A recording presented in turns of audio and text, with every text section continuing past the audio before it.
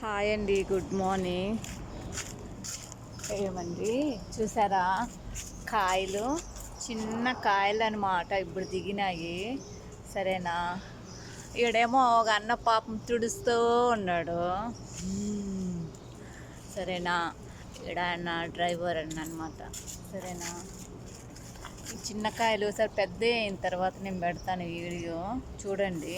నిజంగానే ఇంకా చిన్న చిన్న కాయలు ఉన్నాయబ్బా. అన్న ఇండియా యా ఊరు?